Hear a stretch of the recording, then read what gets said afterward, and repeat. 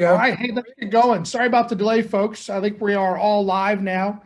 My name is Mark Eber. I'm one of the owners and the president and managing partner of Imre. And I've got three fantastic guests with me today. Molly Hanson, the Airstream Chief Marketing Officer, been a client of ours for 10 years. Jen Hartman, John Deere's Global Head of Public Relations and Social Media. John Deere's been a client for 16 years. And Patrick Linehan, the SVP of Corporate Communications for Travelers, has been a client of ours for 15 years. And let me just say off the top, lasting brand and agency partnerships are built on believing and built on believing. My screen just changed. Built on believing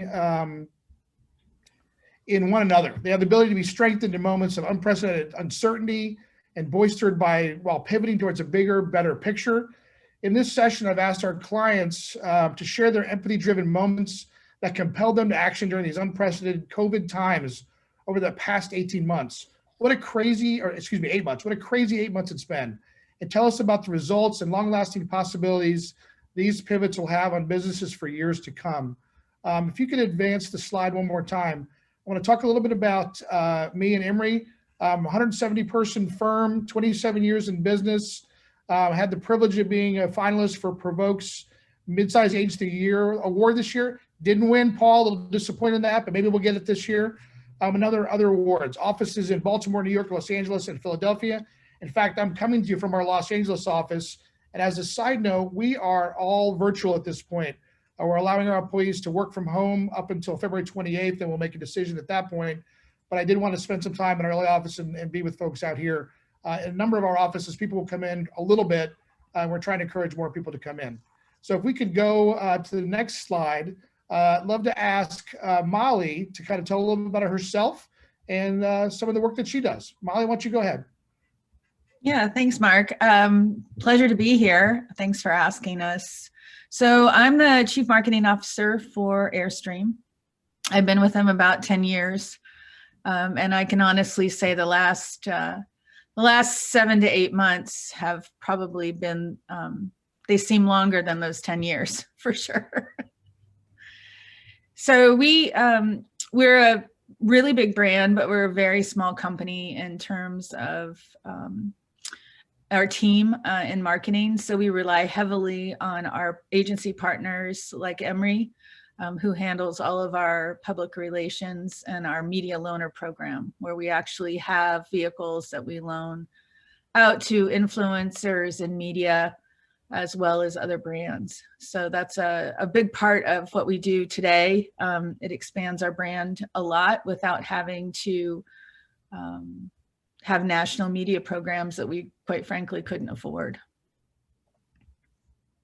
Great, thanks, Molly. Now let's hop over to Jen. Jen, you want to tell us about yourself? And Yeah. Hey, Mark, thank you. Hi, everyone. Jen Hartman, and as Mark mentioned, I'm the Director of Public Relations and Social Media for John Deere, where I have been for the last 12 years. I, interestingly enough, assumed my role heading up PR on March 1st. So I think I have an interesting perspective in terms of stepping into that role at a time when clearly, as you all know, 2020 presented significant challenges. And certainly from a support standpoint, that's when you need those agency partners and support systems that know you well. And I'm looking forward to having an opportunity to speak a little bit about the work we did in partnership with Imre to address some of those challenges. Appreciate that. Let's roll the video for a moment if we could.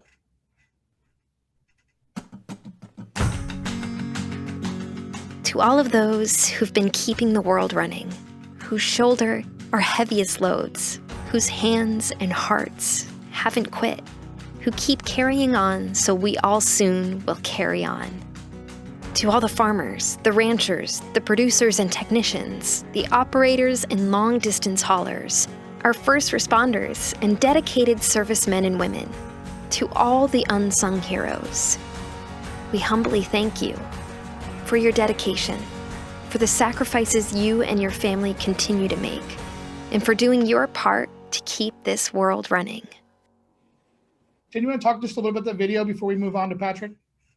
Yeah, just, we knew right out of the gate that we needed to reinforce the fact that there wasn't an opportunity for our farmers to pause, for our construction workers to pause, that in order to keep literally America running, right, to keep food on America's tables, to make sure farmers at that time were able to plant in their fields, that we needed to make sure our factories, our employees, and our teams were keeping those industries running. So in turn, all those folks that are producing our food, managing our infrastructure, could keep running as well. So it was a great opportunity to celebrate those industries at a time so many of us were uncertain about where this was all heading. Yeah, fantastic. All right, let's move to the next slide. And Patrick, why don't you tell us about yourself and your experience at Travelers? Sure. Thank you, Mark, and thanks for having me here. I have the great pleasure of leading corporate communications at Travelers. For those of you who aren't familiar, we're the only property and casualty company in the Dow Jones Industrial Average. We've got about 30,000 employees. We're predominantly a US company, but we have smaller operations in both Canada and the UK. I'm personally responsible for media relations, internal and executive communications, social media, and a lot of that work blends with marketing. We're tied at the hip with marketing and work very closely with them on all campaigns. I've been with the company, it'll be 8 years in December, actually, hard to believe. And then prior to that, I was at JP Morgan, where I led media relations for Chase. And before that, I worked at a number of years at two agencies, Robinson Laird Montgomery, which has been renamed to Finsbury, and Abernathy McGregor. So a lot of experience in crisis communications, M&A, investor relations support, et cetera, from that life. Excellent. If we could roll the video about some of their charitable giving.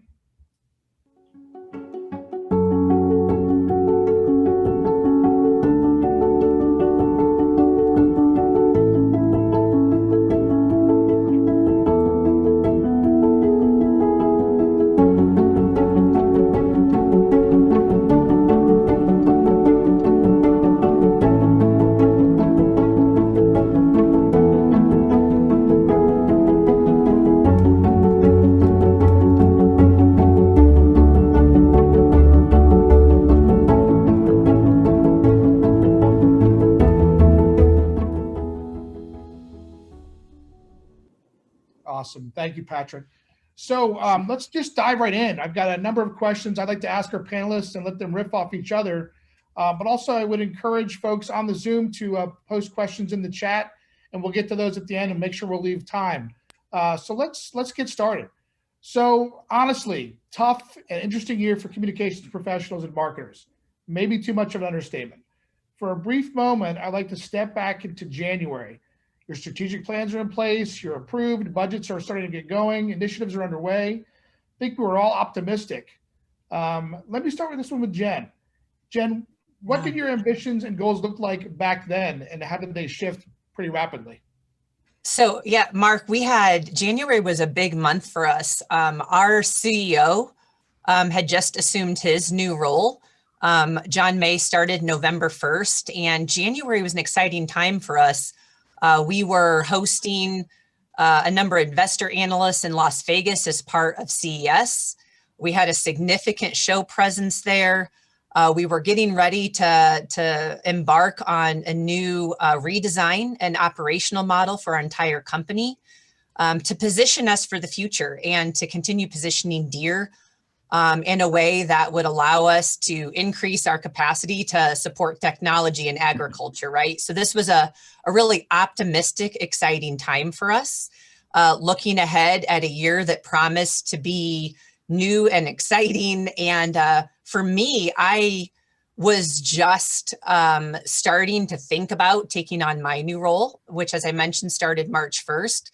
So for me, January and February, I was trying to, gather all the information I could to put together what I thought would be, a fun, proactive PR opportunity in the year 2020. So looking back, God, January was just full of life and energy and optimism about where the company was heading. Yeah, I think it's also remarkable, Jen. I think was it almost late February, you had Con Expo, which I think may have been the last trade show. Early March. Maybe the last trade show to happen. And I think we had 10 or 12 people from our team, and we had internal conversations about what's safe or not. And we went, and it was a great show, but I just thought your thought process on that, I bet there were a lot of conversations. Well, I think that was really, when you look back, one of the tipping points, right? Where we realized this was pretty significant, right? What we were facing, because for the first time, we were talking about, pulling all of our show attendees the day before the show. And if, some of the major brands, I think Volvo was one of the companies that pulled out, the week before the show. And I think there was this creeping realization that perhaps COVID-19 and what we were hearing about at the time, coronavirus, could play a significant role and have an impact on our company and frankly, communities across the country and the world. So Con Expo was that moment I think we realized the severity of what we were about to face. Indeed. Same question, Patrick. So what were your plans like? What were you optimistic about heading into 2020 in January before everything kind of came undone? We certainly had plans in place, but the last 8 months has wiped most of my memory away of what those were. In fairness, every year our best laid plans usually shift on us, as there's always something that comes up that's unanticipated and out of our control, but maybe not to this degree. It's funny. In early February, I had taken my first vacation since July. It was just a busy period. And I remember saying to my wife, China just shut down a city of 11 million people. There's got to be more to this story than we think. But we then had another margarita and carried on vacation. But we did. I remember there were a few things that we had in the works. Number one was it was called Zadi, a comic book that we had created as a part of our Unfinished Stories campaign, which highlights the dangers of distracted driving. This was a really highly creative and unique idea. It honored a young boy whose life was cut short by a distracted driver. His name was Zadi. He wanted to be a superhero, and we made that dream come true with the help of a famed comic book writer, Gail Simone. For those of you who know that world, she wrote Deadpool and Wonder Woman, and she worked with Jim Calafiore, the illustrator, who also worked on Deadpool, along with Iron Man, X-Men, and a host of others. But it was going to be a big marketing and PR push in April, culminating in a launch at WonderCon in Anaheim. But needless to say, that got put on the back burner. And we were also about to rework our social media program, the structure of the team, our strategy, our content. We have a good program in place, but we wanted to take it further.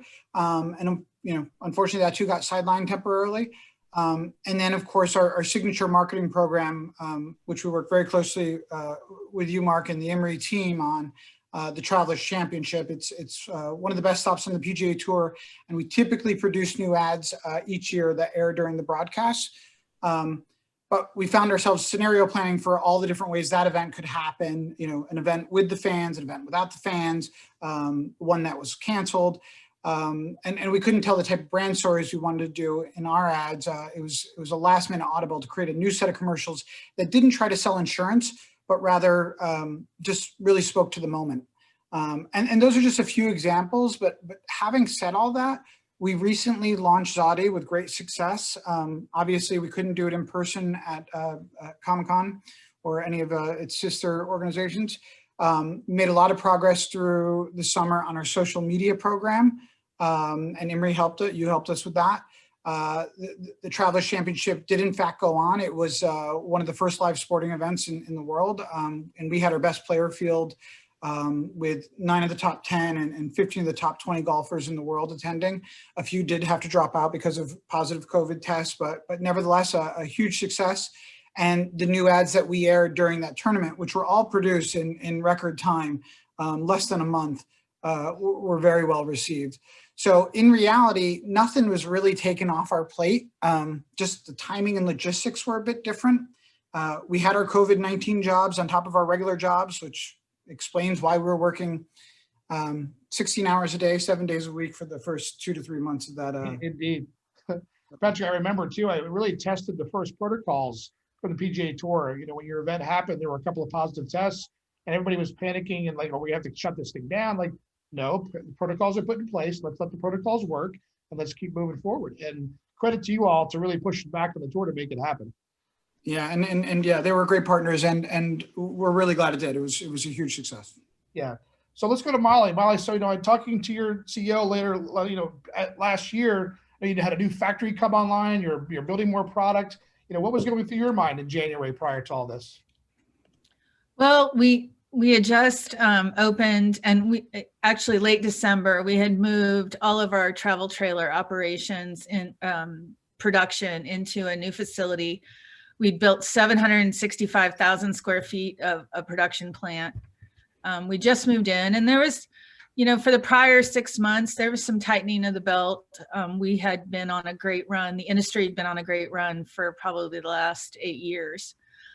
So we were seeing a little bit of a slowdown. We were thinking about potential recession, you know, like I said, tightening of budgets, kind of reevaluating what we're going to do in the coming year. So it was, we had plans in place. I think they were pared back from the prior year. So we were kind of looking at probably a slower year than we'd had in a long time. And boy, did that change.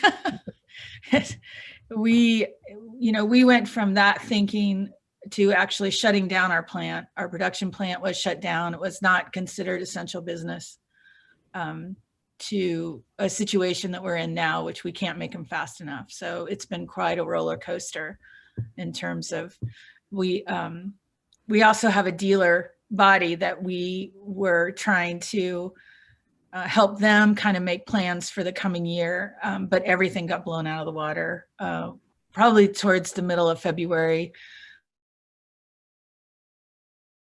As a marketer and a communications professional. So I was kind of raising the red flag to my senior team quite a bit, saying, I think this is real. I think this is going to impact us. What are we going to do? And that was probably early February.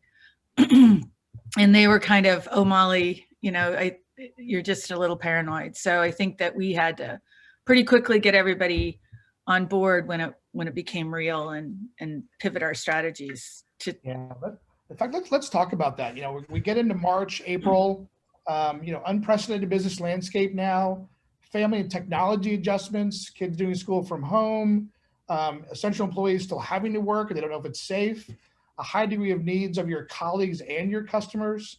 You know, we typically talk about a shared belief system of empathy and optimism. I'd love to know, in your respective roles, where did your mind go first, and what actions were critical in those early days? Was it your customers? Was it your employees? How do we keep everybody safe?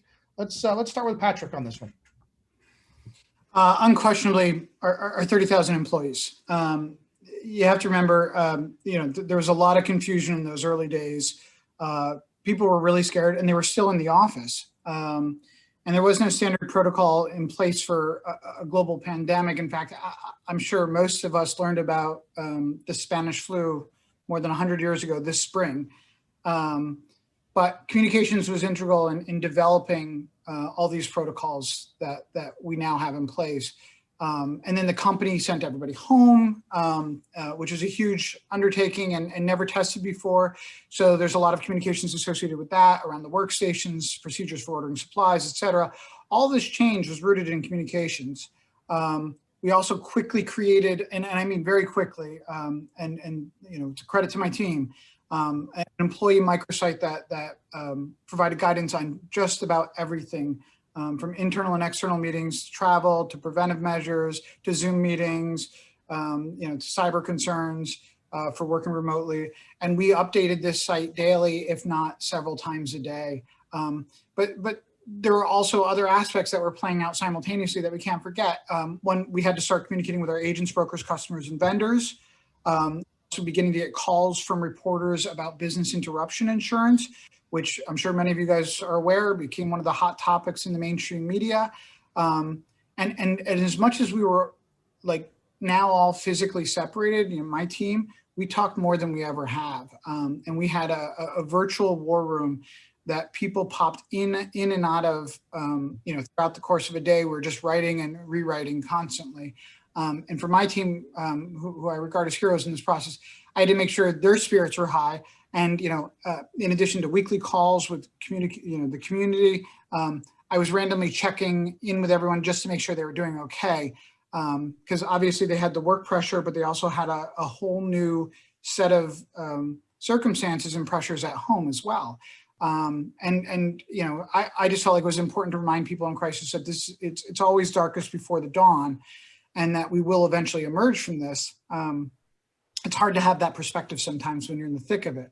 But an old boss of mine once said during the financial crisis, people forget about the crisis, but they will remember how you responded to it. So you have to keep your composure, your poise, your focus. And that's what we did. And that wasn't just communication. That was across the organization, how we dealt with agents, brokers, and customers. It was a firm-wide response, and it was fantastic. Yeah, very successful. Molly, how about you at Airstream? What was it like in those early days with your team and your customers and all of your employees?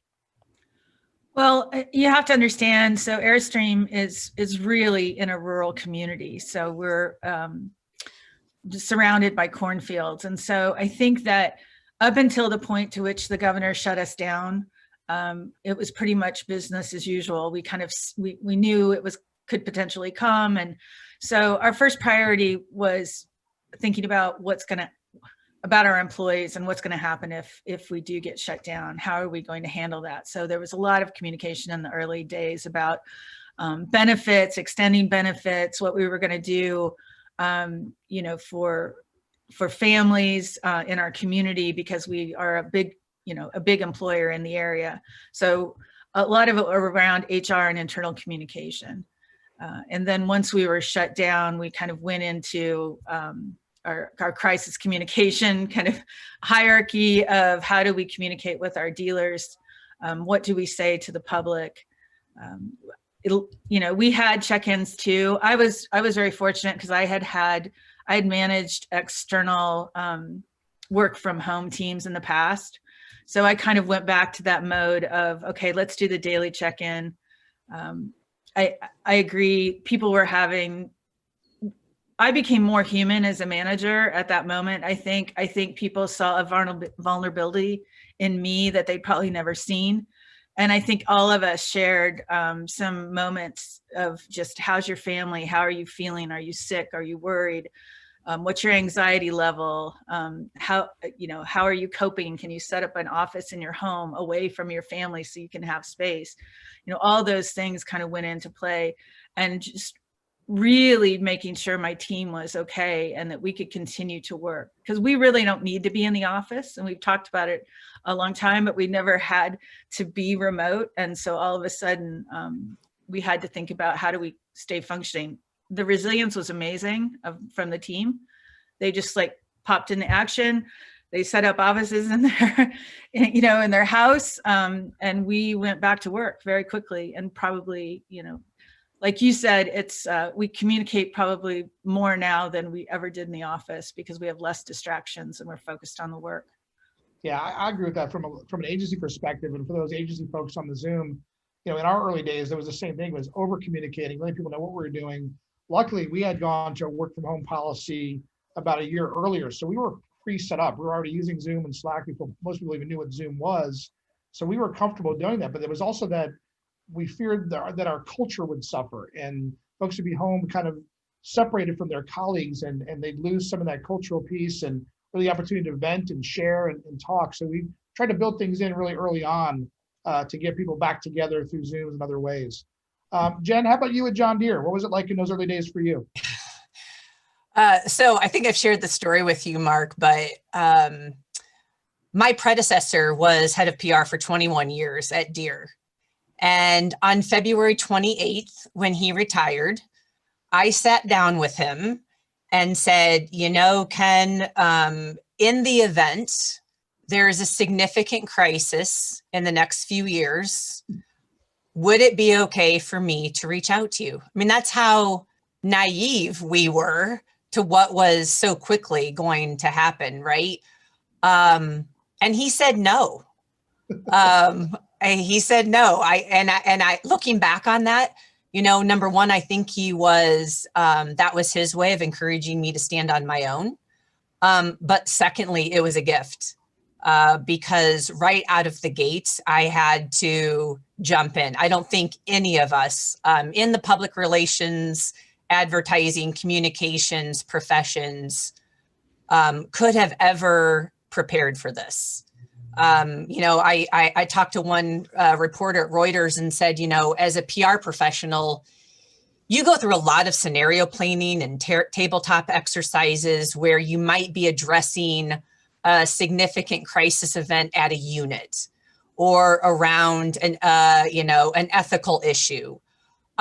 You're not in a situation where we were with 70 factories around the world. And as you guys recall, early on, one positive COVID case was a crisis. Yep. And the media was calling, and the factory was determining whether they should shut down operations. And then you start thinking about all the supply chains and the suppliers that were facing those same issues. And any stoppage in work for us meant our inability to equip those industries I talked about earlier to get the work done that they needed to get done. I mean, we were determined an essential industry, but we were supporting essential industries. And so for us, I think it was that deep, fierce commitment to making sure we kept our customers running that gave all of us the commitment and impetus to get through those 16, 17-hour days, to globally get our arms around all the needs that were happening. And for me, as the PR person or as the spokesperson, I've since said that my job was actually really easy because we had a great story to share. And I think across the board, most companies handled this in such incredible ways, given how uncertain it was, how unprepared we may have been. I really believe you saw the best in our companies and in our employees and in our teams. And that certainly played out at Deere and how we all, not only focused on making sure those customers were up and running, but keeping employees safe. And at a company like Deere that's accustomed to operations and managing disruptions, we were fortunate because we had a team of folks across operations, communications, HR, labor relations, the union, all really pitching in. And as we come out of this, I hope, idealistically, I hope that we all hold on to that fierce commitment to teaming and to getting everyone on the same page. I think one of the benefits of an event like this is that, in normal times, we have a tendency to have a million different balls going in the air, and we might be tackling a number of different things. When you are all fiercely focused on one goal and one objective, it's absolutely incredible what could happen. And I think that's where we were in March and April, was just digging in and making it happen. You didn't have time to think. You didn't have time to question. You just had to keep rolling and finish the job. Yeah, you just had to. And Jen, you said about the 16, 17 hours. I mean, literally, I'd wake up on a Saturday morning and think, okay, because I got a little bit of reprieve from some people during the week, but I'm like, okay, what do we have to do? You didn't have time to think. You only had to act. You knew your audiences. You knew you're juggling an intranet, an external site, and all these other communications, and it was just everyone just rolled with it. It was great. It was actually great to see that collaboration and the teams really work together and come together to make it happen. All right, so let's fast forward to today. With hindsight being 2020, what are you most proud of in you as a leader or those around you on your teams or extended teams? How did you successfully pivot your business priorities? And let's start with Molly on that one. Molly, I think you're on mute. When everything shut down, our team was still working. And so that gave us some time to think about, we had some hypotheses, right? Going into this, we thought, well, people aren't going to fly and they're not going to stay in a hotel right now because they're nervous. We anticipated this idea that people might really, either take their RV that they already have on their Airstream and go out and go camping, because you could still do that, or we're going to get a whole new group of people. And so we started to think, okay, when this thing, let's see how this plays out in the next 6 weeks. But what we were watching happen was pent up demand. People all of a sudden were like, they figured it out. They're like, oh, well, I can still go to a national park, provided that, the state hasn't shut them down, or I can still go for my weekend getaway, or I can just get out in nature and I can get outside. And so we very quickly started to see this demand frenzy of people wanting to get into the lifestyle because they had no other choice. They still wanted to do something. So we went from shutdown. Probably 2 weeks after going back, we realized that we weren't going to be able to handle the demand. Our dealers were very quickly selling out of their products, which is, it's a great position to be in. But all of a sudden we went from the sky's falling to how do we get back, ramp up? How do we make more quality product? How do we supply our dealers? And so a whole new set of things. But the biggest pivot, I think, we had the foresight to, and we're still in this space, is for the first time in my career, I didn't have to worry about acquiring new customers. It's unprecedented.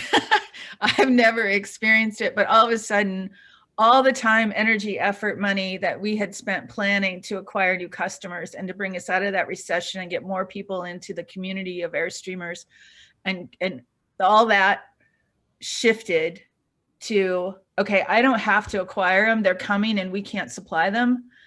But what I do need to focus on is when this is over, a year and a half from now, what I don't want is all those people leaving our brand because they made a decision about now based on COVID and where they could go and what they could do. So how do we retain them? So we very quickly, and we're still in it, we shifted all of our plans from acquisition to retention.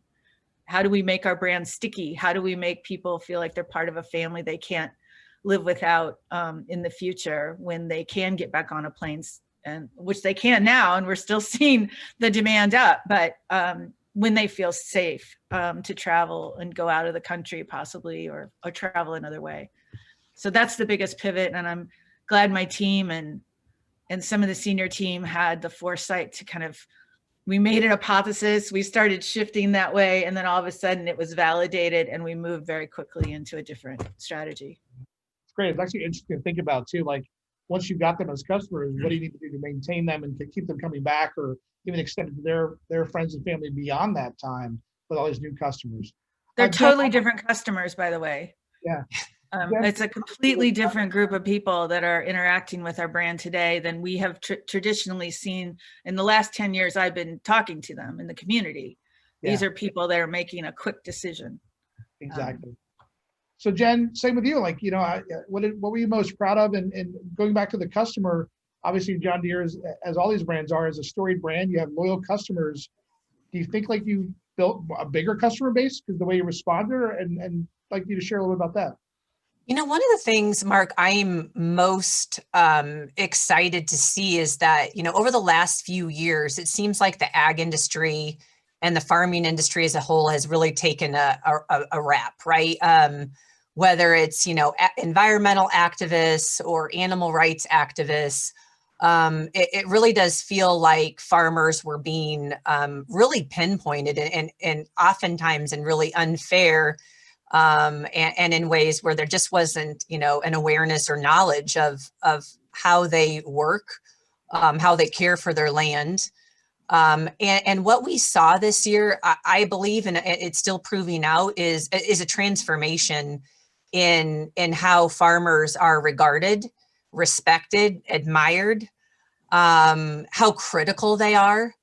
And really during a time like we've seen this past year, that there wasn't an opportunity for them to pause. They don't have the option to not continue working or producing food for all of our tables. So I hope that's something that sticks. I think for us at Deere, I know I personally have a goal to continue to find ways we can elevate that and be a champion for our farmers. I'm really proud, back when we produced that video with Imre and the work we did around basically a campaign that said, let's keep America running.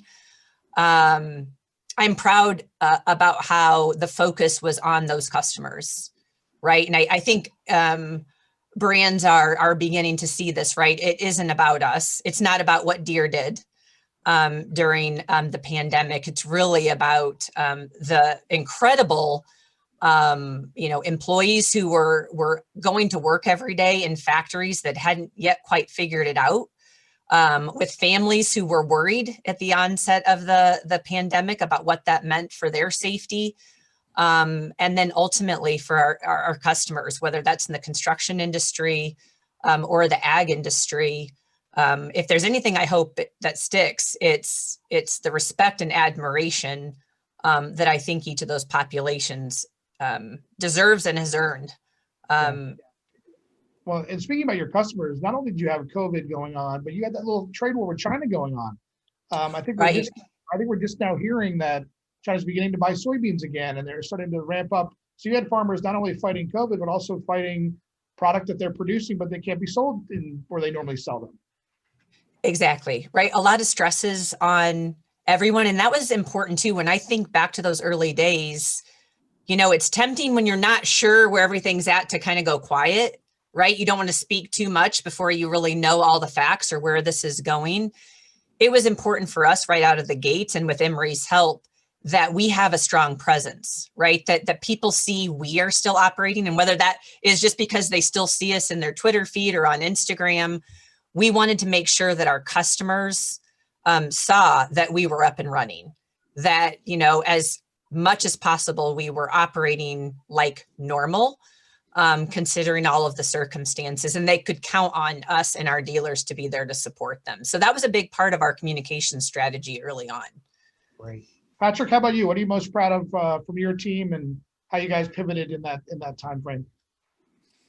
Well, I would say just, more broadly, it was a problem just to be a part of Travelers at that time, because everything that we were doing was, for the benefit of others. And, we accelerated $100 million in commission payments to our agents and brokers. And for people who don't know our industry, we have this independent, intermediaries, agents and brokers to our customers.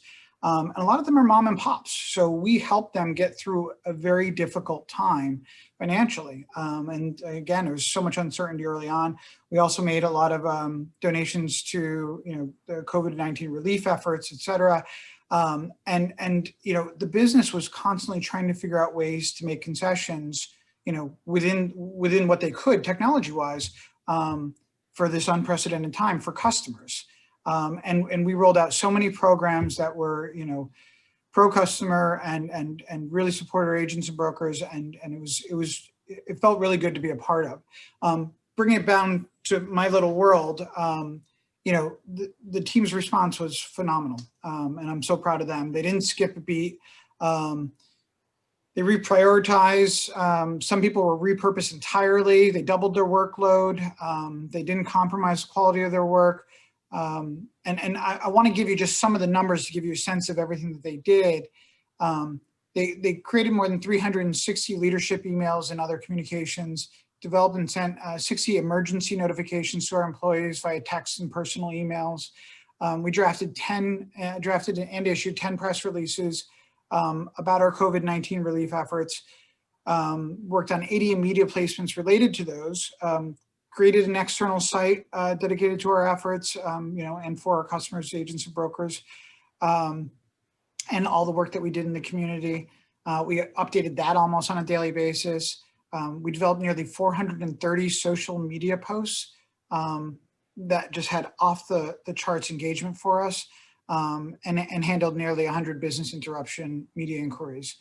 So really busy, really great stuff. And I don't think we would have changed anything, but we do have, and this has been an ongoing concern even before the pandemic, about the amount of content we're sharing with employees. There's been, over the years, everybody's focused on the employee experience, cultural initiatives, more robust communications about what the business is doing to get people more engaged. And it's all great stuff, but it's a lot. And then you add all the necessary messaging on top of this. And especially with the remote work environment, and it starts to become a little bit overwhelming. And there's a point at which people become numb to communications, and we don't want to dilute the messaging. So it's just something we're watching, and it's something that I had concerns with before this, but we have to figure out, what we got to strike that right balance. Right, great. Paul Holmes, I'd love to take some questions from the folks on the Zoom. If people want to start chatting them in, I think we've got about 4 or 5 minutes left. But while I'm waiting for those questions to come in, and just a few words, all three of you, what will you be focused on to build more belief in your company's brand going forward after learning from this experience? What does 2021 look like based on what you went through in 2020? Let's start with Molly.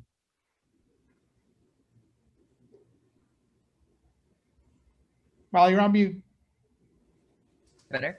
I think we've learned a lot about each other. And like I said, that humanity and understanding the closeness that we've created, like Jen said, keeping that spirit alive and how we continue to support each other and not losing sight of what we've been through, but using it as an opportunity to push us in different directions. I don't think we probably knew as a team how resilient we were.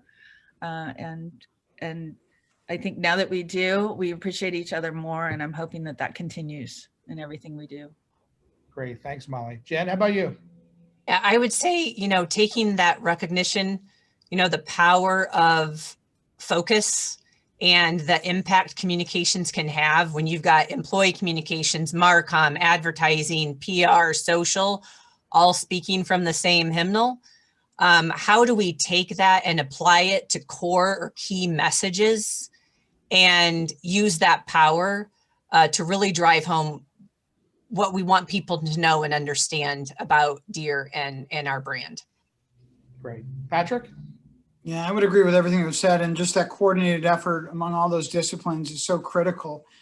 But, I think one thing, we saw great traction with our content related to the good that the company does. So our volunteer projects, the donations we provided to nonprofits, our employees helping others, the important causes that we support, all those feel-good pieces really resonated with people, particularly in these challenging times. And, I think consumers are increasingly aligning themselves to companies that take care of their communities and take a stance on issues facing society, which of course Travelers is doing. So I think we're going to continue to put an emphasis on those stories in all of our marketing and communications efforts in the year ahead. Great.